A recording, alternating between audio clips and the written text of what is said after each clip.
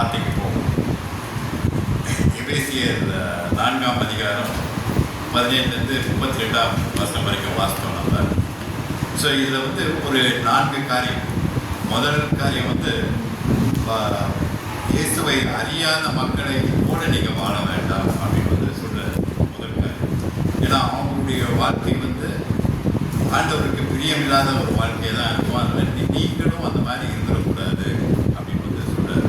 இதனுடைய எபேசியருடைய காலப்போக்கு அந்த எழுதப்பட்ட நோக்கம் வந்து பவுல் வந்து அந்த அதுக்கு முன்பாக வந்து அங்கே போய் ஊழியம் பண்ணார் எபேசு பண்ணதில் அங்கே இருந்த நடந்த காரியங்கள் எல்லாத்தையும் பார்த்து அது அங்கே சபையை ஏற்படுத்தி அதை வைத்து அவர் எழுதுறார். அங்கே எபேசு பட்டம் அப்படின்ற போது அங்கே என்னென்ன நடந்தது அப்படின்னு அந்த ஹிஸ்டாரிக்கல் பேக்ரவுண்ட் நம்ம அறிந்து கொண்டோம் அப்படின்னா நல்லா இருக்கும். இந்த எபேசு பட்டணத்துக்கு சுவிசேஷத்தை அறிவித்தது யார் அப்படின்னா அப்பல்லோ என்கிற ஒரு ஊழியக்காரர். ரொம்ப நிறைய எழுதப்பட்ட அப்பல்லோவை பற்றி. ஆனால் அவர் ஒரு ஊழியக்காரர். அவர் ஆண்டவர் இயேசு கிறிஸ்துவை பற்றி நல்லா தெரிஞ்சு அவர் பேசிக்கிறார். ஒன்று குருதியில் வந்து பவுல் சொல்வார், நீங்கள் ஏன் சண்டை போடுறீங்க? ஏன்னா அந்த சபையில் இருக்கிற மக்கள், அந்த ஊரில் இருக்கிற மக்கள் வந்து சண்டை போட்டுட்டு இருப்பாங்க. நான் வந்து பவுலுக்கு சொந்தமானவன், நான் அப்பல்லோவுக்கு சொந்தமானவன், நான் இயேசு கிறிஸ்துவுக்கு சொந்தமானவன் அப்படின்னு. அப்போ பவுல் சொல்வார், சண்டை போடாதீங்க, ஏன்னா நான் விதைக்கிறேன், அப்பல்லோ வந்து நீர் பாய்ச்சிக்கணும், ஆனால் விதையை செய்கிறதோ கர்த்தர் அப்படின்னு. ஸோ அப்பல்லோ ஊழியக்காரர்கள் வந்து ஊழியம் பண்ணுறாங்க. இங்கே எபேசு பட்டணத்தில் ஊழியம் பண்ணி ஒரு 12 சீஷர்களை அவருக்கு ஏற்படுத்தியிருக்கிறார். எபேசு பட்டணத்தில் அந்த காலத்தில் ஒரு பெரிய பட்டணம். அது ஒரு கமர்ஷியல் பிளேஸ். அது பிஸ்னஸ் நடக்கிற இடம், ரொம்ப நல்லா இருக்கிற இடம். அந்த இடத்துல அங்கே வந்து ஊழியம் பண்ணது அங்கே வந்து 12 சீஷர்களை கொண்டு வரார். அந்த ஊரில் என்ன ஒரு பெரிய காரியம் அப்படின்னா, அங்கே வந்து டயானா அப்படின்னு ஒரு தேவதூதை இல்லை ஒரு கடவுளாக வணங்கினார். அதில் வந்து ஒரு அபூர்வமான ஒரு நிறைய மார்பகங்களை வைத்து ஒரு உருவ சிலையை வைத்து அவங்க அதுதான் டயானா அப்படின்னு வந்து வழிபட்டு இருந்தாங்க. அதனால அந்த வெள்ளிக்காசுகள்லாம் பண்ணி வித்துக்கிட்டு இருந்தாங்க. அதில் பிரச்சனை உண்டாச்சுங்க. பவுல் பிரசங்கிக்கும் போது அங்கே வந்து அவங்களாம் எதிர்த்து நிற்கிறாங்க. இவர் வந்து இயேசு கிறிஸ்துவை பற்றி பிரசங்கிக்கிறாரு, நம்மளுடைய வியாபாரம்லாம் கெட்டு போகுது அப்படின்னு வந்து அங்கே வந்து அவங்களுக்கு பவுலுக்கு எதிராக நிற்கிறாங்க. ஸோ அப்படிப்பட்ட ஒரு ஊர், அந்த ஊரில் வந்து கொண்டு வர போது ஒரு 12 சீஷர்களை கொண்டு வரார். அப்போ கொண்டு வந்த பிறகு அப்போ பவுல் வந்தவுடனே பார்க்குறாரு. அப்போ பேசும்போது அவருக்கு தெரியுது, இவங்களுக்கு வந்து இன்னும் பரிசுத்த ஆவியானவரை பெற்றுக்கொள்ளலை. என்ன பெற்றுக்கொண்டாங்க, அவங்க என்ன ஞானஸ்நானம் எடுத்தாங்க அப்படின்னு பார்க்கும்போது யோவான் ஸ்நானனுடைய பேப்டிசம் ஞானஸ்நானம் எடுத்திருக்காங்க. யோவான் ஜான் த பேப்டிஸ்டுடைய ஞானஸ்நானம் அப்படின்றது என்ன அப்படின்னா, மனம் திரும்புதலுக்குரிய பாவமன்னிப்பு கேட்டு மனம் திரும்பி ஞானஸ்நானம் எடுக்கிறது. ஆனால் அதுக்கப்புறமா இயேசு கிறிஸ்துவுக்கு அப்புறமா என்ன இருந்தது அப்படின்னா, அந்த ஞானஸ்நானம் எப்படி வருது அப்படின்னா ஆவியானவர்னால வருது. அந்த ஆவியானவரும் வந்து நமக்குள்ளே வராரு அப்படின்றதுக்காக அதனால வந்து பவுல் வந்து ஞானஸ்நானம் கொடுக்கும்போது ஆவியானவருடைய அடையாளத்தோட அந்நிய பாஷையில் பேசி அவங்க பேசி வராங்க. அவங்களுக்கு அது புது இதுவாக இருந்தது. ஸோ அவங்களுக்கு அப்புறமா பவுல் வந்து அங்கே வேதத்தை கரெக்டாக போதிச்சு இப்போ இயேசு கிறிஸ்துவும் பரிசுத்த ஆவியானவரையும் தெளிவாக சொல்லி கொண்டு வர. 2வது காரியம் தான் வந்து அங்கே வந்து அந்த ஊரில் இப்போ பவுல் வந்து பிரசங்கம் பண்ணனால, அவர் சுவிசேஷத்தை அறிவிக்கிறனால அங்கே நிறைய அற்புதங்கள் நடக்கும். அவருடைய கட்சிக்கு கொண்டு போய் வச்சா கூட அங்கே இருக்கிற பிசாசு பிடிச்சிருக்கவங்களுக்கெல்லாம் அந்த பிசாசு விட்டு போய் அவங்களுக்கு நோய்கள்லாம் குணமாகும். இதை பார்த்து அங்கே இருக்கிற மக்கள் எல்லாம் என்ன பண்ணுறாங்க, யூத மக்கள், ஒரு சில மக்கள் என்ன பண்ணுறாங்க, இது பெருமைக்காக நானும் ஒரு பெரிய காரியங்களை பண்ண முடியும் அப்படின்றதுக்காக இயேசு கிறிஸ்துவின் நாமத்தை பிசாசை ஓட்ட ஆரம்பிக்கிறாங்க. அப்போ ஸ்கேவான அங்கே ஒரு ஜூயிஷ் பிரீஸ்ட் இருக்கிற யூத வர்க்க பிரீஸ்ட் பாஸ்டர் மாதிரி இருக்கிறார். அவருக்கு 7 குமாரர்கள் இருக்காங்க. அவங்களும் போய் பிசாசுங்களை விரட்டும் போது அப்போ ஒரு பிசாசு சொல்லுது, எனக்கு இயேசு கிறிஸ்துவையும் தெரியும், பவுலையும் தெரியும், ஆனால் நீ யார் அப்படின்னு சொல்லி அவனை அடித்து அவனை நிர்வாணமாக்கி துரத்தி விட்டுருந்தாங்க. நீங்கள் தான் படிச்சுருக்கீங்க, கண்டிப்பாக உங்களுக்கு எல்லாம் தெரியுதுதான். அப்போஸ்தலர் 19, 20, 21 வருது. ஸோ அதனால வந்து ஒன்று பிரசங்கிக்கப்படுது. உண்மையான ஊழியக்காரன் யார்? சும்மா போய் மாயமான காட்சி முடியாது அப்படின்றத வந்து ஆண்டவர் அங்கே காமிக்கிறார். ஸோ அதுக்கப்புறமா அங்கே இருக்கிற அவங்க வணங்குற அந்த டயானம் அந்த அந்த அதை வந்து கடவுள் இல்லை அப்படின்னு சொல்லி பவுல் ஆழமாக பிரசங்கிக்கும் பொழுது அங்கே பெரிய கலவரம் உண்டாகும். பெரிய கலவரம் உண்டாகி அங்கேருந்து கொண்டு மீட்கப்பட்டார். பவுல் மீட்கப்பட்டார். அவர் அடிச்சு கொலை பண்ணணும்னு பார்க்குறாங்க. ஆனால் அங்கே மீட்கப்பட்டு கொண்டு வந்து அதுக்கப்புறமா அவர் ஊழியம் பண்ணுறாரு. அப்புறமா போவார். மொத்தமாக ஒரு 3 வருஷம் அந்த எபேசு பட்டத்தில் ஊழியம் பண்ணியிருக்காரு. சரிதான் ஆரம்ப சபையின் காலங்கள், ஆரம்ப நாட்களில் இயேசு கிறிஸ்துவ வந்து ஏற்றுக்கொள்வது, அவர் வந்து கண்ணீர் வயிற்றில் பிறந்தார், அவர் கடவுள் அப்படின்றத வந்து ஏற்றுக்கொள்வது பெரிய காரியம். அதே தான் இன்றைக்கும் இருக்குது. இயேசு கிறிஸ்துவை ஏற்றுக்கொள்ள முடியுமா அப்படின்னா இயேசு கிறிஸ்துவை ஏற்றுக்கொள்ள முடியாது. இன்றைக்கும் அதே போராட்டம் தான். ஸோ இயேசு கிறிஸ்துவை ஏற்றுக்கொள்ள முடியாது அப்படின்னு எப்படி இருந்ததோ அதே மாதிரி தான் இருக்குது. அன்றைக்கும் எப்படி ஆவியானவர் கூட இருந்து வழி நடத்தினாலும் அதே போல தான் இன்றைக்கும் வந்து ஜனத்தை ஆண்டவர் கொண்டு வரார். இப்போ இயேசு கிறிஸ்துவை ஏற்றுக்கொண்ட பிறகு இப்போ நம்ம இயேசு கிறிஸ்துவ கடவுள், அவர் தான் ஒரே கடவுள் அப்படின்னு நம்ம தெரிந்து கொள்கிறோம் அப்படின்னா அது எப்படி அப்படின்னா ஆவியானவர் நம்ம கூட இருக்குமே தான் வந்து நம்ம தெரிந்து கொள்ள முடியும். அது எப்படி, அது என்ன வசனம் சொல்றதுன்னா 1 கொரிந்தியர் 12ஆம் அதிகாரம்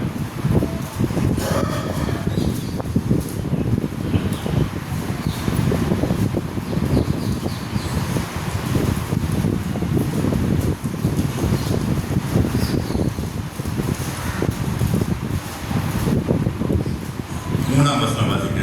ஆனாலும் தேவனுடைய ஆவியினாலே பேசுகிற எவனும் இயேசுவை சபிக்கப்பட்டவர் என்று சொல்ல வேண்டாம் என்றும், பரிசுத்த ஆவியினாலே அன்றி இயேசுவை கர்த்தர் என்று ஒருவரும் சொல்லக்கூடாது என்றும் உங்களுக்கு தெரிவிக்கிறேன். பரிசுத்த ஆவியானவர் இல்லாம ஒருத்தரை என்ன சொல்ல முடியாது, இயேசு கிறிஸ்துவ கடவுள் அப்படின்னு வந்து சொல்ல முடியாது. இதை வந்து நம்ம ஆணித்தனமா தெரியும்.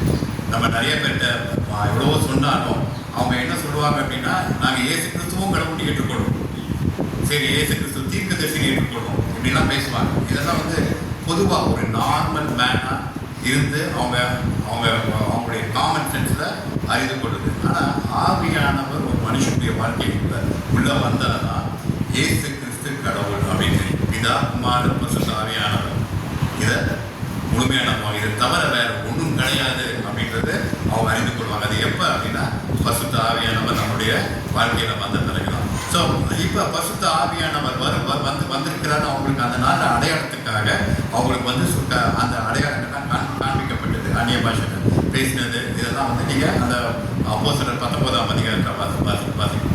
ஸோ இப்போ பவுல் வந்து அங்கேருந்து ரோமுக்கு போயிட்டார். அங்கே எல்லாம் முடிச்சுட்டு ரோமுக்கு போயிட்டாரு. ரோம் போயிட்டு அந்த தலைவர்களுக்கு வந்து மறுபடியும் ஊக்குவிக்கிறதுக்காக எப்படி வாழணும் அப்படின்ட்டுலாம் வந்து இவர் வந்து எக்ஸ்பிளைன் பண்ணுறாரு. ஏன்னா இவர் வந்து ஆண்டவர் கூட இருந்தார். ஆண்டவர் காட்சி அளித்து ஆண்டவர் ஆவியானவர் கூட இருந்து பேசி காரியத்தை பண்ணுற ஒரு ஆள். ஸோ அவர் வந்து பரிசுத்த ஆவியானவரால் ஏற்பட்டு அவர் வந்து எழுதுறார் இங்கே இந்த எபேசு பட்டத்துக்கு. அப்போ இந்த அதிகாரத்தில், இந்த 4ஆம் அதிகாரத்தில் அவர் சொல்கிற இந்த காரியம் வந்து ஒரு புறஜாதியார் நடக்க, இயேசு கிறிஸ்துவ அறியாத மனுஷன் நடக்கிறத போல நீ நடக்காத. ஏன்னா அவங்களுடைய வாழ்க்கை இந்த கடவுளோட சேர்ந்த வாழ்க்கை கிடையாது. இந்த கடவுளை அறிந்து கொள்ளுது. அதனால் அவங்க நடக்கிற மாதிரி நீ நடக்குது. அவங்களுக்கு என்ன இருதயம் எப்படி இருக்குது, அவங்களுடைய இருதயம் வந்து குருடாக்கப்பட்டிருக்குது. அதனால் நீ அந்த மாதிரி நடக்காத அப்படின்னு. ஸோ ஏன்னா அவங்களுடைய அது உலகப்பூர்வமான ஒரு வாழ்க்கை. நார்மலாக என்னென்ன இந்த உலகத்தை எப்படி வாழ்வாங்களோ எப்படி வேணால் வாழலாம் அப்படின்ற மாதிரி ஒரு வாழ்க்கை. அந்த மாதிரி நீ வாழக்கூடாது அப்படின்னு. ஸோ அதை எக்ஸ்பிளைன் பண்ணுறாரு. இந்த 22ஆவது வசனம் வாசிங்க.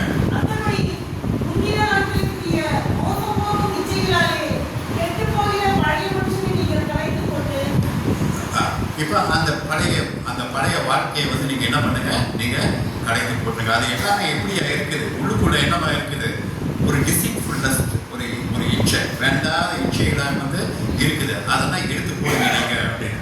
இப்போ நம்ம ஆண்டவரோட வளர ஆண்டவரோட கூட சேர்ந்து நம்ம அந்த ஜீவியத்துக்குள்ள வர என்ன ஆகும் அப்படின்னா நம்மளுடைய எண்ணங்கள் மாறும். என்ன மாறும்?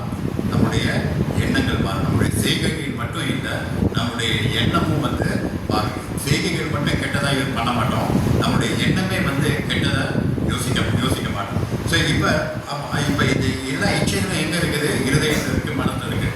ஸோ அதனால் அந்த பழைய இது வேண்டாம். அந்த எபேசு பட்டணத்தில் ஒரு 12 சீஷர்களை கூட்டு வராங்க. கூட்டு வந்து அது மூலியமாக அங்கே போராட்டம் நடக்கும். அங்கே இருக்கிற அந்த சினகாக், அங்கே அதனால யூத மக்கள் வந்து ஆலயம் வந்து சினகாக் இடம். அங்கே போய் இவர் போய் இயேசு கிறிஸ்துவை பிரசங்கிக்க சொல்லும்போது அவங்க ஏற்றுக்கொள்ள மாட்டாங்க. அவங்ககிட்ட நிறைய டிஸ்பியூட் நடக்கும், நிறைய ஆர்கியூமெண்ட். இவரை எக்ஸ்பிளைன் பண்ணாலும் அவங்க அக்செப்ட் பண்ண மாட்டாங்க, இவர் துரத்தி விட்டுருவாங்க, நீ போயிடு அப்படின்னு. அதுக்கப்புறமா இன்னொருத்தர் வீட்டில் போய் இன்னொரு ஸ்கூல் ஆஃப் டைம்னஸ் ஒரு இடத்துல போய் அங்கே இருந்து அவங்க சொல்லி கொடுப்பாரு. வேதம் என்ன, இந்த கடவுள்னா யார், இந்த இயேசு கிறிஸ்துனா யார், பழைய ஏற்பாடு காரியங்கள் எல்லாத்தையும் அவர் வந்து சொல்லி கொடுக்குறாரு. அப்போ அவர் சொல்ற பழைய வாழ்க்கை முடிக்கும். இப்போ இது புதிய இயேசு கிறிஸ்து, புதிய வாழ்க்கை உங்களுக்கு வந்திருக்கு. இது எப்படிப்பட்ட வாழ்க்கையா இருக்குது அப்படின்னா 24ஆம் வசனம் வாசிங்க. மெய்யான நீதியிலும் பரிசுத்தத்திலும் தேவனுடைய சாயலாக சிருஷ்டிக்கப்பட்ட புதிய மனுஷனை தெரிந்து கொள்ளுங்கள். மெய்யான நீதியும் பரிசுத்தத்தையும், மெய்யான நீதியையும் பரிசுத்தத்தையும், the righteousness of God, the righteousness கரெக்டாக செய்யணும், எல்லாம் கரெக்டாக செய்யணும். நீ கரெக்டாக பண்ணணும் அப்படின்னா அப்போ நம்முடைய கடவுள் அப்படிப்பட்ட கடவுள்.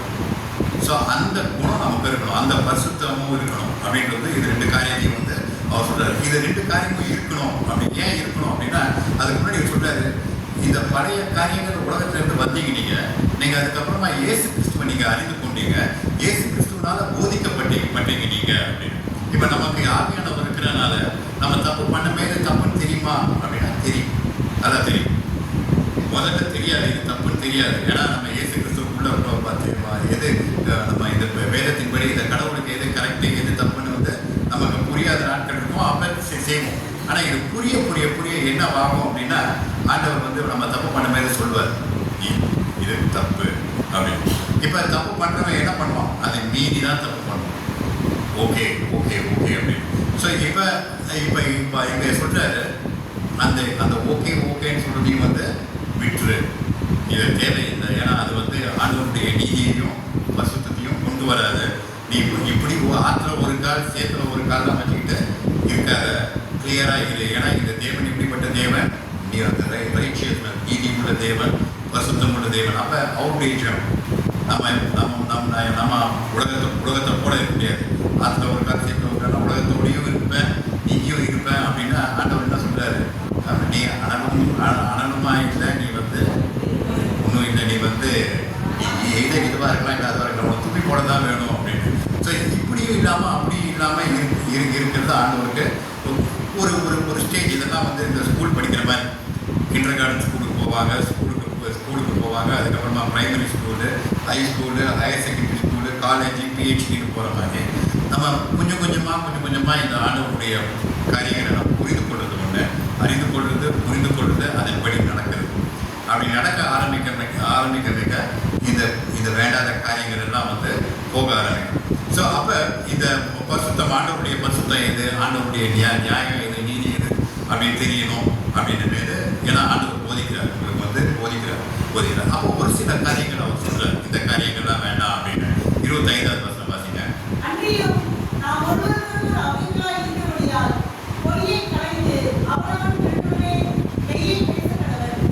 முதல் காரியம் என்ன பண்ணுங்கன்னா, பொய் பேசாது. என்ன பேசாதீங்க, பொய் பேசாது. ஏன்னா பொய்யின் தகப்பன் யாரு, பேசாது. ஸோ அது ஒரு கடவுள், இந்த உலகத்துக்கு அது கடவுள். அது அந்த கடவுளுக்குடைய கேரக்டர் என்ன, பொய் பேசுறது தான். அந்த பொய் தான், பொய், மாய்மானம், இதுதான். இது நமக்கு தேவை.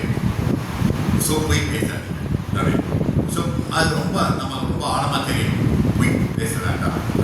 ஸோ பொய் எப்போ பேசுவோம், ஏமாத்த மாதிரி பேசுவோம். ஏதாவது நமக்கு பிடிச்ச மாதிரி காரியம் நடக்கணும், அதை எப்படியாவது நடத்தி ஆகணும் அப்படின்றதுக்காக பொய் பேசுவோம். இந்த மாய்மாலக்காரம், பித்தலாட்டக்காரியம் எல்லாம் பண்ணுவோம். ஸோ அது தேவையில்லை. ஏன்னா அது வந்து நமக்கு இந்த கடவுளுக்கு பிரியமுள்ள காரியம் கிடையாது அப்படின்னு. ஸோ பொய்யே பேசாமல் இருக்க முடியுமா ப்ராக்டிக்கலாக? ரொம்ப கஷ்டம்.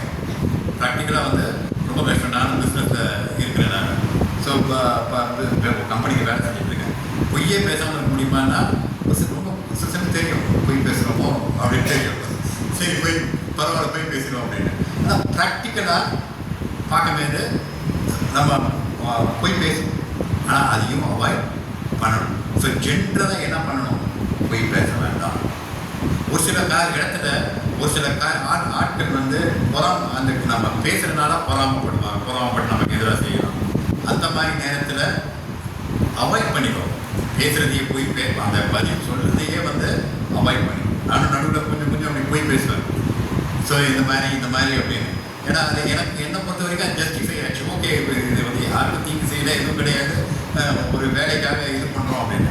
அதுக்கப்புறமா அதுவும் தேவையில்லை, அந்த இதுவும் தேவையில்லை. ஏதாவது மாறுதலாக சொல்லணும்னா பேசாமல் இருந்துடும். ஓகேங்களா, ப்ராக்டிக்கலாக. ஸோ ஏன்னா இந்த நம்மளுடைய கடவுள் வந்து போய் பேசாதீங்க, பொய்யே பேசாதீங்க, ஜென்ரலாகவே நார்மலாகவே போய் பேசாதீங்க. ஏன்னா அது எல்லாமே வந்து உள்ள என்ன வரும்னா மாயமரத்தை கொண்டு போகும். போய் பேசாதீங்க. ஸோ போய் பேசுறது எங்கே வரைக்கும் வரும் அப்படின்னு பார்த்தா சபை வரைக்கும் போய் பேசிக்கிட்டே இருந்தால் எங்கே வரைக்கும் வரும்? ஆண்டவர்கிட்ட வரைக்கும் வரும். அதான் அந்த அப்போஸ்தலர் தான் மைதாபதியில் படிக்கிறது அனனியா சஃபரியான்னு இருந்தாங்க. அவங்க என்ன பண்ணாங்க? அனனியா சஃபரியா என்ன பண்ணாங்க? நிலத்தை விற்றாங்க. காணிக்கையை கொண்டு வந்து என்ன பண்ணாங்க? ஒரு பகுதியை வச்சுக்கிட்டு ஒரு மீதி பகுதியை ஆலயத்துக்கு கொடுத்துட்டாங்க. அப்போ அவங்க சொல்கிறாங்க, நாங்கள் இதுதான் விற்றோம், நாங்கள் இவ்வளவுக்கு தான் விற்றோம், இதை கொண்டு வந்து கொடுக்குறோம் நாங்கள் அப்படின்னு வந்து சொல்கிறாங்க. அது ஏன் அங்கே பொய்யா பேசப்பட்டது? ஒரு மனுஷன், நல்ல மனுஷன் தான், கணவன் மனைவி விற்றாங்க, அது ஆலயத்துக்கு முக்கால்வாசி கொடுத்துட்டாங்க. கொஞ்சம் அவங்களுக்கு ஒரு பெருமைக்காக நான் எல்லாத்தையுமே விற்று கொடுத்துட்டேன் அப்படின்னு சொல்லிக்கிறாங்க. ரொம்ப பெரிய தப்பாக இருந்தா இது என்ன அப்படின்னா, அந்த 4ஆம் அதிகாரம், அது கடைசி அந்த 5ஆம் அதிகாரத்துக்கு முந்தின வசனம் பார்த்தீங்கன்னா 4ஆம் அதிகாரத்தில் 36ஆம் வசனம் 37ஆம் வசனம் பார்த்தீங்க. அப்போஸ்தலர் 4ஆம் அதிகாரம் 36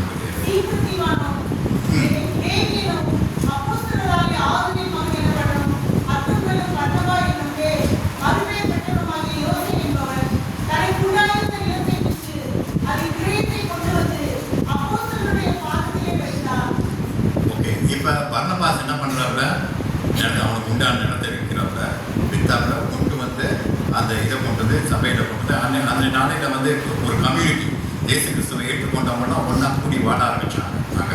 ஏன்னா அப்போ தான் ஆரம்ப காலம், உலகமே வந்து தெரியாமல் இருக்குது. இயேசு கிறிஸ்து வந்தார், இயேசு கிறிஸ்து நிறைய காரியங்களை பண்ணார், அவர் கடவுள் அப்படின்னு ஏற்றுக்கொள்வது வந்து கொஞ்சம் கொஞ்சமாக தான் ஏற்றுக்கொள்கிறாங்க. இப்போ இவங்க கம்யூனிட்டியாக வாழும் பொழுது இப்போ பர்னபாஸ் வந்து அந்த நிலத்தை விற்று கொண்டு வந்து இந்த கம்யூனிட்டி வாழறதுக்காக அவர் வந்து கொடுக்குறாரு. அப்படி கொடுக்கும் போது என்ன பண்ணியிருப்பாங்க? சபையில் இருக்க மக்கள் என்ன பண்ணியிருப்பாங்க? பெருமையாக பேசியிருப்பாங்க, சரி இவர் இருந்ததை கொண்டு வந்து எல்லாத்தையும் கொண்டு வந்து கொடுத்தாரு அப்படின்னு.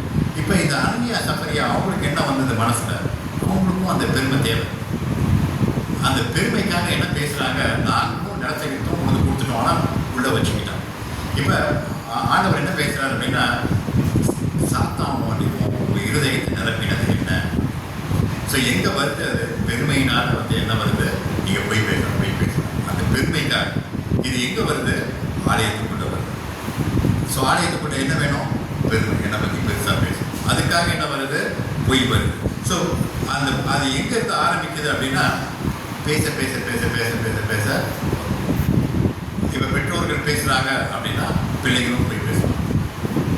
காமன் பார்ப்பாங்க, அப்பா அம்மா கொஞ்சம் கொஞ்சம் போய் பேசிட்டு இருக்கிறாங்க அப்படின்னா பிள்ளைகளும் கொஞ்சம் போய் பேசுவாங்க. ஸோ அதனால பேரண்ட்ஸும் பேசக்கூடாது, இல்லை பிள்ளைங்க இருக்கிறாங்க பிள்ளைகளும் வந்து பேசக்கூடாது. ஸோ பொய் பேச, பொய் யாருக்கு பொய்க்கு தகப்பன் யார்? அதனால் நமக்கு இந்த பொய் தேவையில்லை. அதுக்கு அடுத்த வசனம் 26ஆம் வசனம் சொல்லுது, எபேசியர்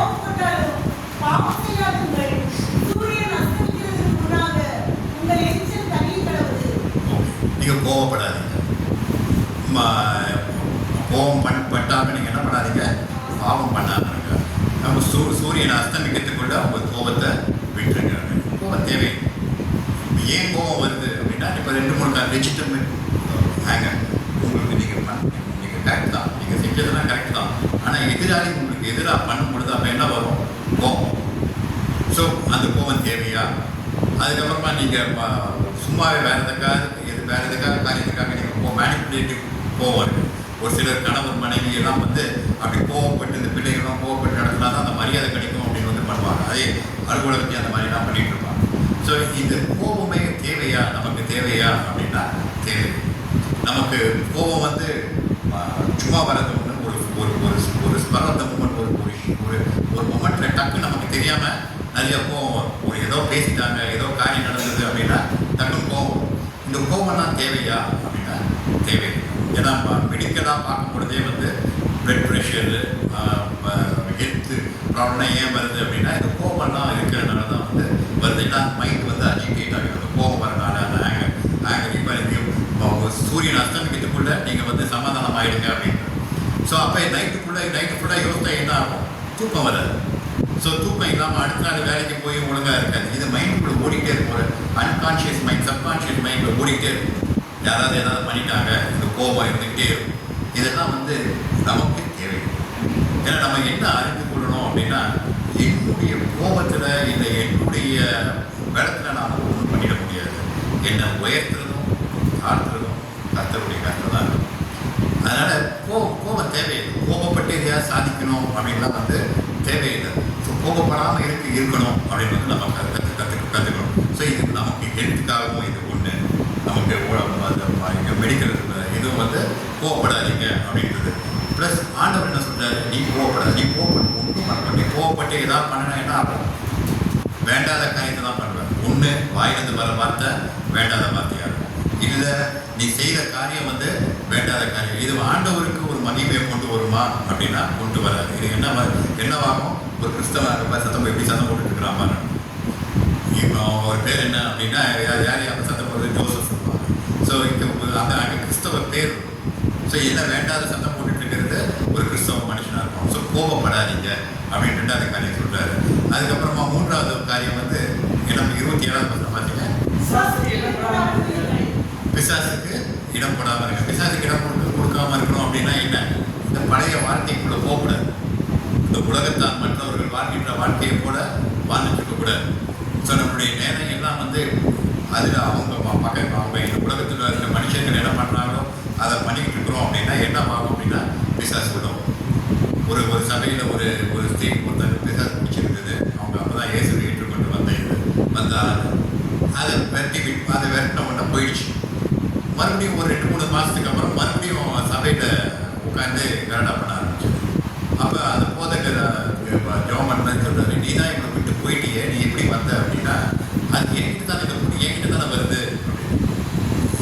என்கிட்ட தான் வருதுன்னா என்ன அப்படின்னா பதில் சொல்லுறது. அப்போ அவங்க கூட இருக்கிற அந்த பொண்ணுடைய சகோதரி எல்லாம் கேட்டால், நாங்கள்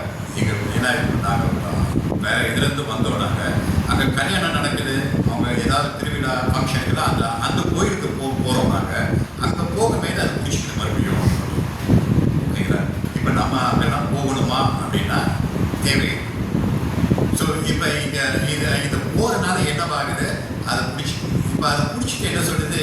இது ஏன் பிள்ளை, நீ அவளை விட்டு. ஏன்னா அவன் என்கிட்ட தான் வரா, திருப்பி என்கிட்ட தான் வரா, நீ ஏன் பிள்ளை அதை நீ விட்டு. இது ஏன் அப்படின்னா ஒரு காம்ப்ரமைஸ். ஆண்டவரை ஏற்றுக்கொண்ட பிறகும் ஆற்றுல ஒரு காது செத்த ஒரு காது. ஸோ இங்கே வந்ததுக்கப்புறமா அந்த காரியங்கள் இருக்கக்கூடாது. ஸோ உலகத்தில் நமக்கும் வந்து உலக காரியங்களோட நம்ம இது பண்ண மீது என்ன ஆகுது அப்படின்னா பிசாசு. ஸோ இப்போ யோகிட்ட ஆண்டவர்கிட்ட யோகு பற்றி பேசும்போது சாதா சொல்லுது, நீங்கள் அவங்கள வேதி அடைத்து பாதுகாத்துட்டீங்க, நான் எதுவும் பண்ண முடியும். என்ன பண்ணுறீங்க? வேதி அடைத்து பாதுகாத்துவீங்க, வேடி அடைக்கிறீங்க. ஸோ இப்போ நம்ம அந்த வேடிக்குள்ளே இருந்துட்டோம்னா ஓகே. வேடியை விட்டு வெளியே போனால் தான் என்ன வரும்? சாதா வெளியே உள்ள வரும். ஸோ இப்போ அந்த மாதிரி நீங்கள் உலக காரியத்துக்குள்ளே போனீங்கன்னா என்ன ஆகும் அப்படின்னா அங்கே சாத்தானுக்கு இடம் கொடுக்குற மாதிரி. அப்படி 28வது வசனம்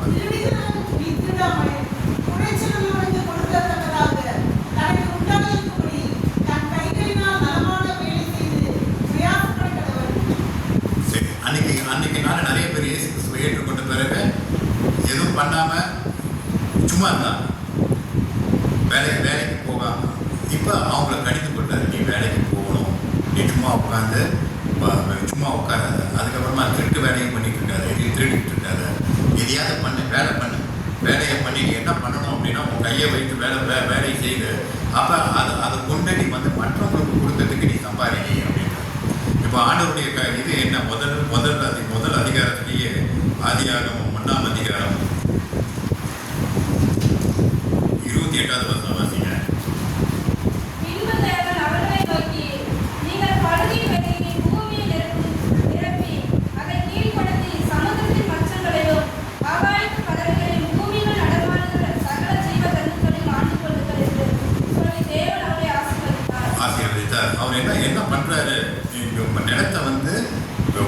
விவசாயம் பண்ணுறதுக்காக அங்கே வந்து அந்த கார்டன் ஏரியன் தோட்டத்தை கொடுத்து அதை வந்து நீ வந்து என்ன பண்ண, நீ வந்து அதை வேலை செய்து அண்ட் சப்டியூட் அப்படின்னா நீ மாஸ்டர் பண்ணி, நீ என்ன பண்ணுறியோ அதில் மாஸ்டர் பண்ணணும் அப்படின்னு, அது மல்டிப்ளை பண்ணு அப்படின்னு. ஸோ ஆண்டவருடைய காரியமே நம்ம எல்லாத்தையும் கொடுத்துருக்கிறாரு, எல்லாத்தையும் நம்ம தான் வந்து என்ன பண்ணணும், பெருக பண்ணணும்.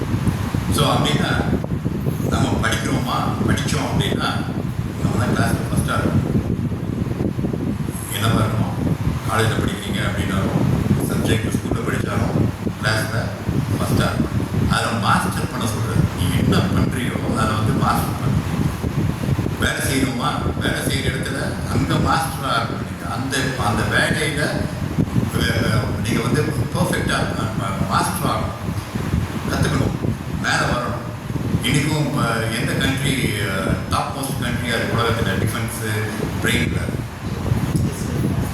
எந்த கண்ட்ரி? இஸ்ரேல் எந்த ஜனம் அப்படின்னா இந்த ஜனம். ஓகே, இன்றைக்கும் உலகம் ஃபுல்லாக டிஃபென்ஸில் வந்து ஸ்ட்ராங் எக்யூப்மெண்ட் இந்தியாவில் இருக்குது. எல்லா டிஃபென்ஸ் எக்யூப்மெண்ட்டும் எங்கேருந்து வருது அப்படின்னா மெயின் எக்யூப்மெண்ட் இஸ்ரேல் ஒரு சின்ன கண்ட்ரி. ஆனால் அவன் வந்து வேலை பண்ணணும் விடமாட்டான். இப்போ நம்ம பார்க்கணும், bank, Indian bank, central bank, எல்லா பேங்க்கும் பார்க்கணும். பேங்கர்ஸ் பேங்க்னு ஒன்று இருக்கும். அது எல்லாமே ரூல் பண்ணுறது எல்லாமே ஜூரிஷ் பீப்புள், யூத மனிதர்கள் தான் ரூல் பண்ணுறாங்க. ஸோ அவங்களுடைய இதுவே வேலை பார்க்கணும், வேலை செய்வோம். ஸோ அதை மாஸ்டர் பண்ணணும். அவனுக்கு அவன் நிலமைன்னா பேரண்ட் லேண்ட், விவசாயம் பண்ணாத ஒரு நிலமாக இருக்குது. அதை என்ன வந்து டெக்னாலஜி யூஸ் பண்ணி அதெல்லாம் விவசாயம் பண்ணி அந்த டெக்னாலஜியை வேர்ல்டுக்கு கொடுத்தாங்க. எப்படி பண்ணணும் விவசாயம், பேரண்ட் லேண்டு. அதுக்கப்புறமா அந்த லேண்ட்லேயே ஸ்டோரி மாதிரி 3 ஸ்டோரி 4 ஸ்டோரி வச்சு அதில் எப்படி நம்ம வந்து நிலத்தை எப்படி ப்ரொடக்டிவிட்டி இன்க்ரீஸ் பண்ணலாம் அப்படின்னு மாஸ்டர் பண்ணணும். ஸோ நம்ம நிறைய நேரத்தில் என்ன யோசித்துக்கிறோம் அப்படின்னா, ஊழியக்காரன் மட்டும்தான் வந்து எல்லாம் ஊழியக்காரன் ஆகிடணும் அப்படியும் கிடையாது. ஊழியம் பண்ணணும், எல்லாருக்கும் வந்து பைபிள் தெரியணும், ஏசு கிறிஸ்து அறியணும். அப்போ எங்கே இருந்தாலும் ஊழியம் செய்யணும். ஆனால் எங்கே வேலை செய்கிறோமோ அங்கே வந்து பர்ஃபெக்டாக மாஸ்டர் பண்ணி மேலே இருந்தால் தான் என்ன பண்ண முடியும், அடுத்தவங்களுக்கு டீச் பண்ண முடியும். அப்போ மேலே இருக்கணும். அதுதான் இந்த சப்ஜெக்ட் டு பி மாஸ்டர். மேலே இருக்கணும். படிக்கணுமா, நம்ம கிளாஸில் நம்ம நல்லா படித்து நம்ம கிளாஸில் ஃபஸ்ட்டாக இருக்கணும், மற்றவங்களுக்கு நம்ம சொல்லிக் கொடுக்கணும். மேலே வேலையில் இருக்கிறோமா, வேலையிலும் தி பெஸ்ட் நம்ம என்ன பண்ண முடியும், அங்கே இருக்கிற கம்பெனியில் நம்ம எப்படி இருக்க முடியும். அப்போ பார்க்கும்பொழுது தான் அவன் வந்து இந்த கடவுளை வந்து ஏற்றுக்கணும். என் கூட ஒருத்தர் இருந்தார், ஒரு வேலை செஞ்சார். அவர் வந்து நாத்திகனாக இருந்தார். முதல்ல ஒரு கடவுளை வணங்கினார், அதுக்கப்புறமா நாத்திகனானார், அதுக்கப்புறமா இப்போ ஏசு கிறிஸ்துக்குள்ள வந்தார். அவர் நான் கேட்பேன், நீங்கள் ஏன் இந்த இதை போய் வழிபடுறீங்க? அப்போ எங்கள் கிராமத்தில் எங்கள் பண்ணைய பெரிய பணக்காரர், அவர் வழிபடுற கடவுள் இவர். ஸோ அவருக்கு பணத்தை கொடுத்து இந்த கடவுள் எனக்கும் கொடுப்பாருன்னு நாங்கள் அந்த கடவுளை நாங்கள் இது பண்ணுறோம். ஓகேங்களா? அவருடைய எண்ணம் என்னவா இருக்குது, சிரிப்பை கொடுத்துருக்குது இந்த மனுஷனுக்கு, நல்ல அறிவை கொடுத்துருக்குது இந்த மனுஷன். ஸோ அதுதான் கடவுள். அந்த இது எனக்கும் வேணும், அதனால் அந்த நாங்கள் போகிறாங்க. ஓகேங்களா? ஸோ ஆசீர்வாதம் தேவை, மூளை தேவை, மூளையை யூஸ் பண்ணணும். அப்படின்னு மேது நம்ம எப்படி இருக்கணும் அப்படின்னா, யூத மனிதர்கள் யூத கேலண்டர் தான் ஃபாலோ பண்ணணும். ஏன்னா ஆண்டவருடைய வருகையே யூத மக்களை பொறுத்து தான். இன்றைக்கி நம்மளும் ஆண்டவருடைய பிள்ளைங்க இன்றைக்கான டைரெக்டாக கண்ட்ரோல் பண்ணுற இது வந்து அந்த யூத நாடு இஸ்ரேல். இன்றைக்கும் அந்த நாட்டு மேலே ஒரு பாம்பு போட முடியாது, எல்லாம் அடிக்கணும் அப்படின்னா பார்த்தாலும் அவங்கள அடிக்கணும். டெக்னாலஜி தான் அவங்க தான் டாப் மோஸ்ட். ஸோ நம்ம எப்படி இருக்கணும் அப்படின்னா, அந்த ஜனம் அப்படின்னா அதே ஜனம் நம்மளும் வந்து திருடிக்கிட்டு இருக்கிறதோ, இல்லை வேலை வெட்டி இல்லாமல் சும்மா உட்காந்துட்டு இருக்கிறதோ, ஏதோ வேலைக்கு போனேன், ஏதோ படித்தேன் அப்படின்னு இல்லாமல் ஐபிஎம் மாஸ்டர், நான் செய்கிற வேலையில் நான் நல்லா இருக்கும், அங்கே உண்மையாக இருக்கும், அங்கே நல்லவனாக இருக்கும், அங்கே ஒவ்வொரு என்ன எனக்கு யாருக்காவது தெரியும் என்ன தேவை, இந்த கடவுளை ஒரு காலகட்டத்தில் இந்த கடவுள்கிட்ட வரணும், வந்து தான் ஆகணும். ஏதாவது ஒரு பிரச்சனை இல்லை, ஏதாவது ஒரு சூழ்நிலையில் அவங்க தேடி வரும்பொழுது அவங்க யோசிப்பாங்க யார்கிட்ட போகலாம் அப்படின்னு. அப்படி போகும்போது அவங்க உங்ககிட்ட வரணும். இவன் சின்ன வயசுல காலேஜ்லேருந்து ஸ்கூலில் படிப்பீங்க, காலேஜில் படிப்பீங்க, மேலே பின்னாடி காலத்தில் வேலை செஞ்சுட்டு இருக்கும்போது சின்ன வயசுலேருந்தே ஒருத்தன் தான் இவன் நல்லவன், இவன்கிட்ட போய் பேசுவோம் அப்படின்னு பேசுவோம். ஸோ கொண்டு வாங்க, இப்போ இருந்தே கொண்டு வாங்க. நீங்கள் மாஸ்டர் நீங்கள் என்ன செய்கிறீங்களோ அதில் மாஸ்டர் ஊழியம் தான் பண்ணணும், ஊழியம் பண்ணுறத மாஸ்டர். நீங்கள் எங்கே வேலை செய்கிறீங்களா அங்கே மாஸ்டர். ஏன்னா எல்லா இடத்துலையும் போய் ஊழியக்காரையும் போய் பேச முடியாது. நீங்கள் எங்கே இருக்கீங்களோ அங்கே நீங்கள் தான் இயேசு கிறிஸ்துவ பிரதிநிதி காமிக்க முடியும். ஸோ அப்படின்னா நீங்கள் எங்கே வேலை பண்ணுறீங்களோ அங்கே நீங்கள் யூஸ்வலியாக மாஸ்டர். ஸோ நீங்கள் அப்படி இருக்கணும். ஸோ போய் பேசாதீங்கன்றாரு. அதுக்கப்புறமா கோவப்படாதீங்கன்றாரு.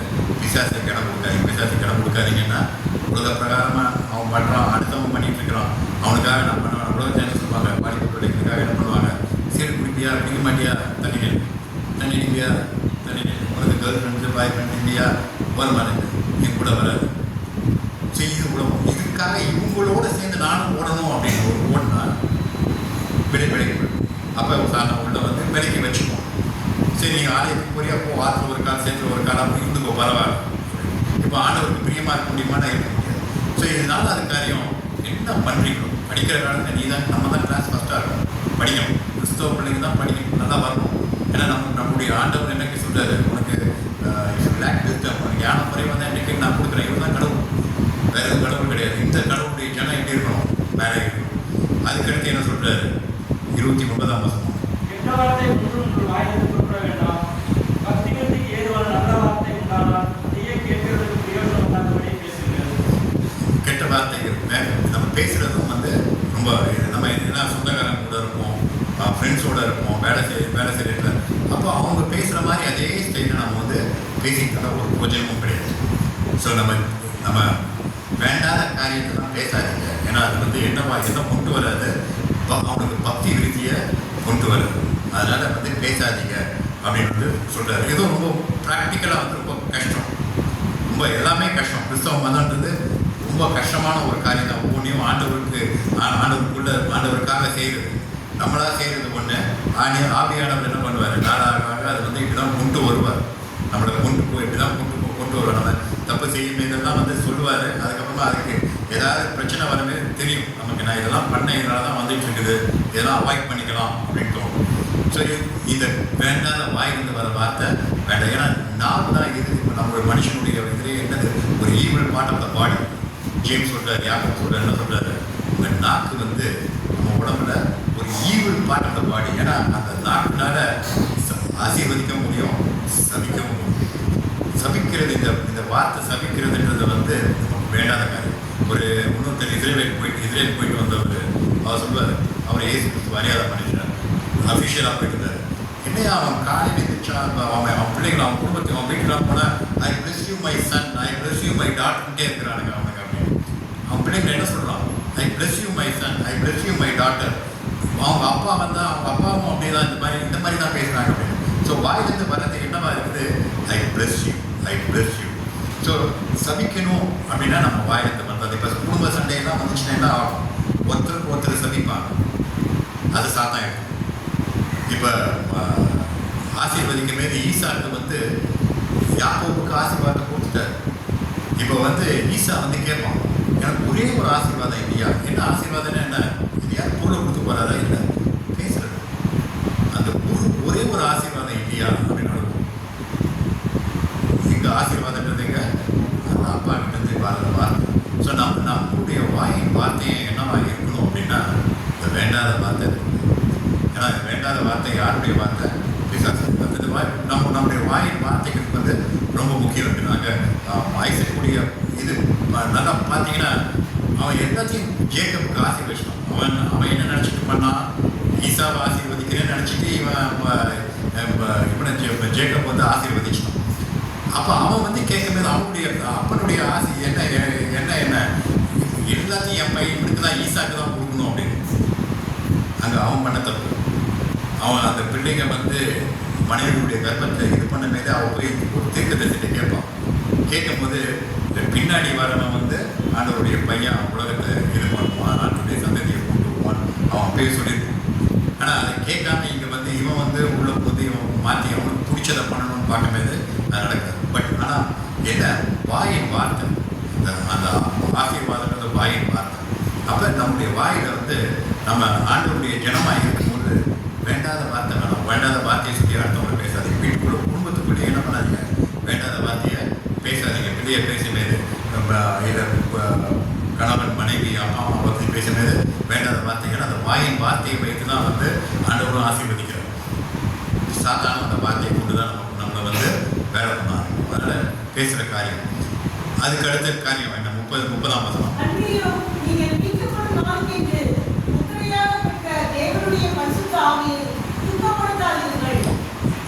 பரிசுத்த ஆவியானவர் என்ன பண்ணாதீங்க, துக்கப்படுத்தாதீங்க. எப்படி துக்கப்படுத்துவோம்? அவருக்கு பிடிக்காத காரியத்தை செஞ்சுக்கிட்டே இருந்தால் என்னவாகுது? துக்கமாகுது. ஏன்னா இப்போ நம்ம இயேசு கிறிஸ்துவை ஏற்றுக்கொண்டோம் அப்படின்னா, இப்போ நம்ம பார்த்தோம் 1 கொரிந்தியர் 12ஆம் அதிகாரத்தில் பார்த்தோம், இது வந்து எதனால் வந்தது? ஆவியானவர் இருந்தால் தான் வரும். ஆவியானவர் இருந்தால் தான் பிதாகுமாரன் பரிசுத்த ஆவியானவர் மட்டும்தான் கடவுள்னு சொல்லுவோம், மற்றபடி கடவுள்னு சொல்ல மாட்டோம். மற்றபடி எல்லாத்தையுமே வந்து கடவுள்னு சொல்லியிருப்பாங்க. இப்போ ஆவியானவர் வந்த பிறகு நம்மளுடைய வாழ்க்கை மாறணும். நம்மளுடைய வாழ்க்கை மாறும் பொழுது என்னவாகுது? தப்பு பண்ணிக்கிட்டே இருந்தோம் அப்படின்னா அது யாரை இதாகுது? பரிசுத்த ஆவியானவர். பரிசுத்த ஆவியானவர் எப்படின்னா very gentle spirit, very gentle spirit ஆவியானவர். நம்மளும் அனுபவிக்கும்.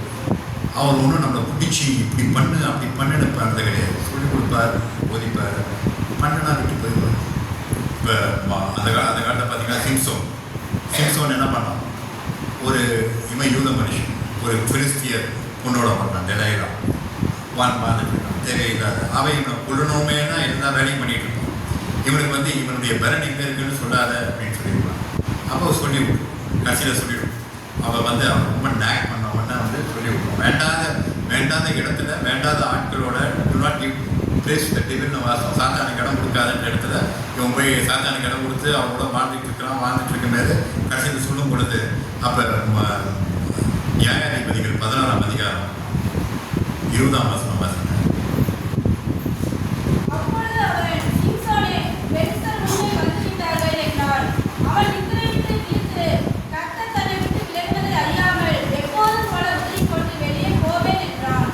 கர்த்தர் அவனை விட்டு விலகினதை அறிய போயிட்டார்.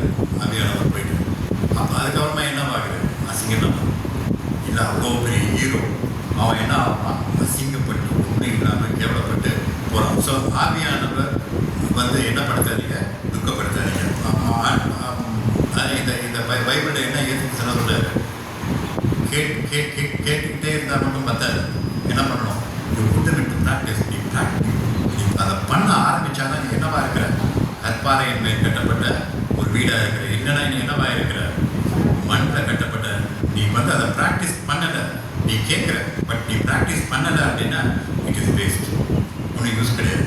ஸோ அப்போ அதை கேட்கும் பொழுது இந்த காரியம் தேவையில்லை, நம்முடைய வாழ்க்கையில் தேவையில்லை அப்படின்றது பிளைண்டாக ஃபாலோ பண்ணும். இந்த வேதத்தை பொறுத்த வரைக்கும் எப்படின்னா பிளைண்டாக ஃபாலோ பண்ணும். சொல்லியிருக்கு, வேதம் இப்படி சொல்லியிருக்கு, நான் அதைப்படி செய்வேன். அப்படி செய்யும் பொழுது ஆண்டவர் என்ன பண்ணுறாரு? ஆண்டவர் அவங்க கூட இருப்பார். ஆண்டவர் என்ன பண்ணுவார்? அவங்க கூட இருப்பார். ஸோ நீங்கள் பழைய பாடலாம் படிக்கும்போது பார்த்தீங்கன்னா ஆண்டவருடைய காரியத்தை செஞ்ச ஆட்களோட ஆண்டவர் கூட இருந்தார். அவங்க ஒரு நம்ம பொதுவாக உலகத்தின்படி வேண்டாத ஒரு தப்பான ஆளாக இருந்தால் கூட ராகான்னு ஒரு பேசி. ஸோ இது கடவுளை தெரிந்து கொண்ட பிறகு அந்த கடவுள்படி நடக்கும் பொழுது தான் கற்று கூட இருக்கிறார். அப்போ என்ன ஆகும் அப்படின்னா ஆண்டவர் உயர்த்துவார். ஸோ பரிசுத்த ஆவியானவரை நீங்கள் இது பண்ணாதீங்க. 31ஆவது வசனம்.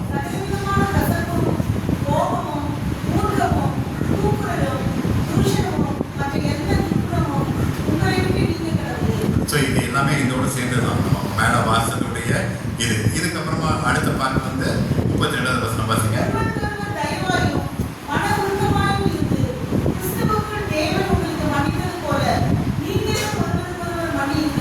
மன்னிங்க. நீங்கள் இப்படி இருங்க. இப்போ நீங்கள் அதாவது ஒரு சின்ன பொண்ணு எங்கள் வீட்டுக்கு எதிர்த்து இருந்த பொண்ணு சின்ன வயசுலேருந்து அந்த டாக்டர் எம்பிபிஎஸ் படிச்சுட்டு ஒரு நாள் நான் போய் கோர்ட்டில் போய் உட்காரேன். உட்காருங்க பார்த்தா அந்த பொண்ணு உட்காந்து நான் போய் எதில் போய் உட்காந்து பேச கண்ணெல்லாம் பிளட் ஷார்ட் ஆகி பிளட் சிறப்பாக இருக்குது. நான் பொண்ணுகிட்ட கேட்டேன், என்ன இவ்வளோ இதாக இருக்குது, நீ விட்டா நீ சாப்பிட்டு இங்கேயே படுத்துக்க போட்டுருக்கு உடுத்துருவ போட்டுருக்கேன் அப்படின்னு. ஆமாம், நான் 3 days வந்து நைட் அண்ட் டே நீ பார்த்துருக்கேன் ஜிஹெச்சில் அப்படின்னு. ஏன்னா அவளுடைய செஸ் பிளேயர் செஸ் டோர்னமெண்ட்டுக்காக நிறைய இன்டர்நேஷ்னல் போனதுனால அந்த டாக்டர்ஸ் விட மாட்டேங்கிறாங்க. என்னை நைட் அண்ட் டே வேலை பார்க்க சொல்லிட்டாங்க. அந்த இதை காம்பன்சேட் பண்ணுறதுக்காக நான் அங்கே போய் ஒரு 2 மணி நேரம் தூங்கி நான் வேலை பார்த்துட்டு இருக்கேன். கண் அப்படி இருக்குது. நான் வீட்டுக்கு போய் நாளைக்கு ஒரு நாள் எனக்கு வீட்டுக்கு போய் போய் சேருவோம்னா தெரியாது, அந்த அளவுக்கு வந்து டயர்ட் ஆனாங்க. அப்போ எப்படி எப்படி எப்படி இருக்குமோ இது அப்படின்னு அவர் சொன்னால், I have learn what I should not but I still to know what I have. நான் என்ன பண்ணக்கூடாதோ இந்த மெடிக்கல் ப்ரொஃபஷனில் அதை நான் கற்றுக்கிட்டேன். ஆனால் நான் இன்னும் என்ன பண்ணணும் அப்படின்னு தெரியல. என்ன பண்ணக்கூடாது அப்படின்றது தெரியணும், என்ன பண்ணணும் அப்படின்னும் நமக்கு தெரியும். ஸோ இப்போ இங்கே நம்ம என்ன பண்ணக்கூடாது அப்படின்னு ஆண்டவர் சொல்கிறாரு. கோவப்படாதீங்க, பொய் பேசாதீங்க, விசாரிச்சு கிடக்குங்க, வேலை செய்யும், படிக்கணும்னா படிக்கும், வேலை செய்யும், ஆவியானவர் வந்து துக்கப்படுத்தாதீங்க, வாயிலிருந்து பார்த்து இது பண்ணாதீங்க. அதுக்கப்புறம் என்ன பண்ணணும் அப்படின்னா, உன் இருதயத்தை வந்து யூ ஃபர்கிவ், நீ மன்னிச்சு, எல்லாத்தையும் மன்னிச்சு, நீ மன்னிச்சுட்டு அவங்களுக்கு போய் நம்ம நிறைய பேர் விக்கெட் பீப்புள், ஈவில் பீப்புள் இருப்பாங்க. அவங்கள பற்றி யோசிச்சுக்கிட்டே இருந்தால் நமக்கு பிரச்சனையாக இருக்கும். நமக்கு யோசிக்க தேவையில்லை. விக்கெட் அண்ட் ஈவில் பீப்புள் இருப்பாங்க, எல்லாத்துமே இருப்பாங்க. இந்த எபேசு பண்ணதுலேயே நீங்கள் அந்த 19ஆம் அப்போஸ்தலர் 10, 19, 20, 21 வீட்டில் பார்த்தீங்கன்னா இது இவனுக்கு எதிராக வந்துடுவாங்க, போருக்கு எதிராக ஜனங்கள் வந்துடுவாங்க. வந்த பொழுது யூத மக்களில் அவங்களும் இவனுக்கு எதிராக வந்து பேசுவாங்க. அப்போ அலெக்சாண்டர் ஒருத்தன் வந்து அவனை தூக்கி கொட்டுருவாங்க, இவனுக்கு எதிராக பேச வைங்க அப்படின்னு. ஏன்னா இந்த அலெக்சாண்டர்ன்ற ஆள் பவுலோட ஊழியம் பார்த்தா, ஆனால் பவுலை விட்டு போயிட்டு இப்போ என்ன ஆகிறான், எதிராளி ஆகிறான். 2 தீமோத்தேயுலையோ எழுதுவார், பவுல் எழுதுவாங்க, நான் இந்த இமேனதையும் அலெக்சாண்டரையும் நான் சாத்தான் கையில் கொடுத்துட்டேன் அப்படின்னு. ஸோ ஏன்னா இவனுக்கு எதிராக வராங்க, இவனுக்கு எதிராக வேலை பார்க்குறோம், ஊழியம் பார்த்தா போய் இவனுக்கு எதிராக வருவாங்க. ஸோ எப்பயுமே என் லைஃப்பில் வந்து நிறைய ஈவில் அண்ட் விக்கெட் பீப்புள் இருப்பாங்க. நம்ம அவங்கள என்ன பண்ணணும் அப்படின்னா ஃபர்கிவ் பண்ணணும், பட் அவங்களோட போய் அந்யோன்யமாக இருக்க தேவை. ஈவில் விக்கெட்டை தூரமாகவே இருக்கும். ஸோ இது அப்படி இருந்துச்சு அப்படின்னா நமக்கு இருதயம் நல்லா தூக்கம் வரும். இல்லை அப்படின்னா தூக்கம் வராமல் இருக்கும், கஷ்டம் உள்ளுக்குள்ளே இருக்கும், இதெல்லாம் தேவையில்லாத. ஸோ கிறிஸ்தவனாக இருக்கும் பொழுது ஆவியானவர் கூட இருக்கிறார் அப்படின்னா நம்ம இந்த காரியங்கள்லாம் இல்லாமல் நம்ம இங்கே இப்படி இருந்துட்டால் நம்ம பெட்டர், ஃப்ரீயாக இருக்கும், மைண்டும் ஃப்ரீயாக இருக்கும், ஹார்ட்டும் ஃப்ரீயாக இருக்கும் இருக்குது. ஸோ அந்நிய அவிசுவாசிக்கிறது இருக்கிற மாதிரி நடக்கிற மாதிரி நடக்காமல் இருக்கும். நம்ம எல்லாம் கேட்டுக்கிட்டே இருக்கோம். நீங்கள் நிறைய யங்ஸ்டர்ஸ் நீங்கள் நல்லா படிங்க, பைபிள் கிளியராக கான்செப்ட் புரிஞ்சுக்கோங்க. ஏன்னா அன்னைக்கு எப்படி இருந்ததோ அதே மாதிரி தான் இன்றைக்கும் இருக்கு. இதே வேதத்தை வைத்து தான் வந்து சாதான் வேலை பண்ணுறோம். என் வீட்டுக்கு ஒரு 4 கிலோமீட்டர் தான் ஒரு சர்ச் இருக்குது. அந்த சர்ச் பேர் சர்ச் ஆஃப் த லேட்டர் டே செயின்ட்ஸ். கேள்விப்பட்டிருக்கீங்களா? சர்ச் ஆஃப் த லேட்டர் டே செயின்ட்ஸ் பேர் search. Church of Jesus Christ of the Latter Day Saints. Church of Jesus Christ. அது பார்த்தீங்கன்னா இந்த பைபிள் ப்ளஸ் ஒரு 3 புஸ்தகம். அது வந்து அந்த அந்த அந்த இதை போட்டு வந்து ஒரு ஜோசப் ஸ்மித் வேதத்துக்கு புறம்பா வேதத்தின்படி பசுத்தம் இல்லாத இந்த எபேசு பட்டத்தை பற்றி வெளிப்பட்ட விசேஷத்தை எழுதுமாரி 2 காரியத்தை ஆண்டவர் சொல்வார். 7 சபைக்கு எழுதுமாரி எபேசு பட்டத்தை சொல்லுமே 2 காரியம். ஒரு காரியம், உனக்கு ஆதியில் இருந்த அன்பு இப்போ இல்லை, நீ மறந்து. 2வது காரியம், உன் கூட நிக்ரோலைட்டியன்ஸ் இருக்காங்க, அது ஒரு டாக்டரின். அவங்க வந்து அதை இதை டைல்யூட் பண்ணிடுவாங்க. ஆண்டவருடைய பரிசுத்தம் இல்லாமல் பரிசுத்தம் இல்லாததையும் வந்து சேர்த்து வச்சு பண்ணிட்டு இருந்தாங்க, அதை கொண்டு வராது. அதே தான் அந்த சபையுடைய ஃபவுண்டரும் அதே தான். அவருக்கு வந்து 27-33 மனைவி இருந்தாங்க. அதில் 7 பேர் வந்து 18 வயசுக்குள்ளே இருந்த பெண்கள் மனைவியாக இருந்தாங்க. ஸோ அப்படிப்பட்ட இது அங்கே வந்து என்ன அப்படின்னா டைல்யூட் ஆகி இப்படியும் இருக்கலாம் அப்படியும் இருக்கலாம், அதை லீகலைஸ் பண்ணி கொண்டு வரலாம். நீங்கள் உள்ளே போனீங்கன்னா தெரியும். அப்போ எப்போ தெரியும் அப்படின்னா பைபிளை படித்தாதான் தெரியும். இப்போ அமெரிக்க தேசத்துலலாம் வந்து சபைக்கு போகிறதுனா நெட்டில் போய் பார்ப்பாங்க, இந்த சபை பக்கத்தில் ஒரு சபை இருக்கே அப்படின்னா. அப்போ வி என்கரேஜ் கே ப்ராக்டிசஸ் அப்படின்னு ஊரின சேர்த்து நிறைய சபைகள் சர்ச்சு தான். நீங்கள் இயேசு கிறிஸ்துவ தான் வழிபடுவாங்க. ஆனால் ப்ராக்டிக்கலாக நீங்கள் காம்ப்ரமைஸ் இப்படி இருக்கலாம். உங்களுக்கு என்ன தேவை நீங்கள் அதிகம் பண்ணிக்கலாம். உங்களுக்கு தேவை கடவுளும் தேவை, இயேசு கிறிஸ்துவும் தேவை, அதிகம் பண்ணிக்கலாம். ஸோ அப்போ இதுலேருந்து அதுக்குள்ளே போக முடியாது. அதை வந்து இப்போ எல்லாம் எதை சொன்னால் எனக்கு அருவருப்பான காரியங்கள் அது கூட. அப்போ நம்ம ஆழமாக சத்தியம் உள்ள போகும்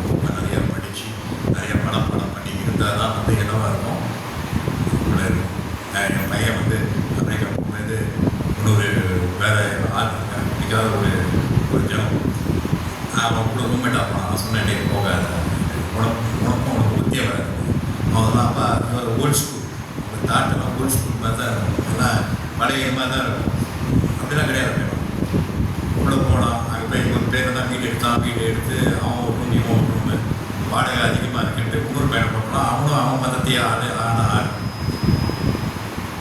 நான் வசனம் யோசிடா அப்பயும் வந்து நீங்கள் மறுபடியும் முடிச்சு கொடுப்பா நீங்கள் வந்து இது ஏன்னா முதல்ல இருக்க வந்து ஜொடானி அந்த ஜோடானி இதுதான் வந்து அன்னைக்கு நாளில் இயேசு கிறிஸ்துவையும் அங்கே தான் ஞானஸ்தானம் கொடுத்தது. இன்றைக்கி அந்த இடம் எல்லாம் அப்படியே முஸ்லீம்களுக்கு 98% வந்து இதில் ஆயிடுச்சு அவன். ஸோ இங்கேருந்து மொத்தம் போனால் அவனும் இருக்கும். அதுக்கப்புறம் ஒரு மாதத்துக்கு அப்புறம் கேட்டான், அப்போ எனக்கு பயங்கர பிரச்சனையாக இருக்குது அவங்களுக்கு. அப்போ வந்து நான் வந்து பைபிள் தப்பு பண்ணலாம், அதனால் நான் முதலே சொன்னேன் கேட்குறேன், நீ இப்போ பேசுகிறேன், நான் இப்போ என்ன பண்ணணும் அப்படின்னு. நீ வந்து பைபிளில் எங்கள் இப்போ ஆங்கில பைபிள் ரெட் லெட்டர் பைபிள் தமிழ்லேயும் வந்துடுச்சு. இயேசு கிறிஸ்து பேசுறதுனா ரெட் லெட்டர் வரும். இந்த ஜான் புக்கில் இருக்கிற ரெட் லெட்டரில் இருக்க அவங்களுடைய மனப்பாடம் பண்ணு, நீ அப்போ தான் பேச முடியும். அதுக்கப்புறம் வந்தான், நான் சண்டை போடணுமா, சண்டை போடணுன்னா சண்டை போடணும், பரவாயில்ல உதவி கிடையாது, நான் தேவையில்லை. ஸோ ஏன் அப்படின்னா பைபிள் நல்லா ஆழமாக தெரிஞ்சால் தான் பேசணும். அதனால் நிறைய எக்ஸ்ட்ரா இருக்கீங்க, நீங்கள்லாம் வந்து மனப்பாடம் நிறைய மனப்பாடம் பைபிள் படிங்க, மனப்பாடம் எபேசி இருக்குன்னா எபேசி எல்லாத்தையும் ஃபுல் புக்கையும் மனப்பாடம். ஒரு கொஞ்சம் எங்கே வசனம் படி இருக்கக்கூடாது, அந்த புக் அப்படியே. சரியா? சரி, ஜோம். நல்லதே விட தாழ்மை சகுணமும் தயை காருண்யமும் தலை பிரதல்லோ தாகுந்த கல்வி பாடுண்டு குணமும் பாவ செய்யாமும் பரந்தோட பார்ப்பாதுங்கள் பாரமன்றம் எங்கும் போகல் இயேசு ராஜனுக்கே ஏழில் மாட்சிமை பரவாழிவரே சுத்த சுவிசேஷம் தூரிதமாய் செல்ல தூத நீங்களே தூய வீரரே சுத்த சுவிசேஷம்